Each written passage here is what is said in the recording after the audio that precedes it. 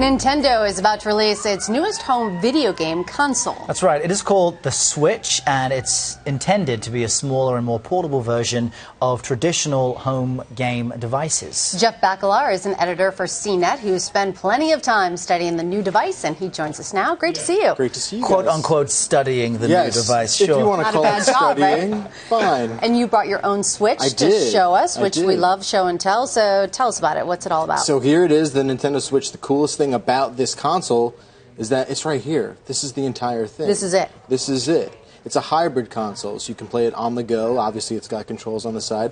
Or you can dock it in this sort of HDMI dock that also comes with the system and play it on your TV at home. And what, do those things pop off? They do. And it's really easy. I'm going to do my best sort of demo right here. All right. They come right off.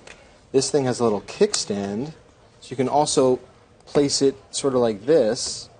I don't know if that's best for the camera. We have some demo video of it rolling now, but surely we'll get to a shot of what you're doing here. And it comes there with its own sort of dock for the controllers, and now you have a little gaming station. Is this what sets it apart? Definitely. No one's really doing anything like this before.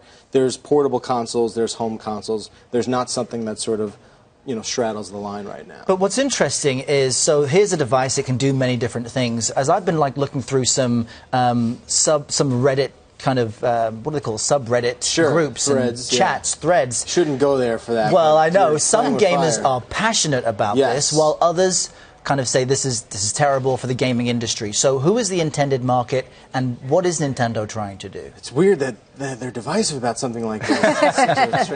Change? They don't like change? Yeah, I think, well, Nintendo is definitely going after everybody with this console. I'm about to be 35. I grew up with the NES, so they're looking at me because now my generation is starting to have children. Remember Mario Brothers? Of course. The original? Of course. Come on. Look who you're talking to. I know. Right? So they're going after everybody. There's definitely a group of people who think this is not the right way to approach gaming, but you also have to think about the fact that Nintendo is no longer competing with Xbox and PlayStation. Those guys are on a different level. The horsepower and the graphics that come out of those systems are just something Nintendo can't compete with right now. They have to find their own niche, and I think they've kind of done it with the Switch. The problem is that they need more games. Well, your review, you gave it a pretty bare bones review. Yeah. What would you like to see added on to this? Well, first off, none of their online features are live yet, which is a problem. It's 2017. It's time for that to come out of the box.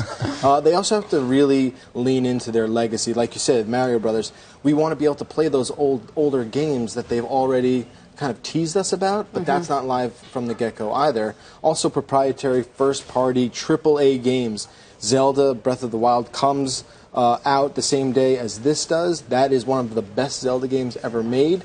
But after that game, the list kind of tapers off. So really lean into that first-party stuff, and then this system will have a lot. So there'll be some questions about this device's staying power, considering how crowded the market is and the challenges ahead. What's the price? What's the battery life in our last few seconds? All right, the price is going to be $300. The games cost $60.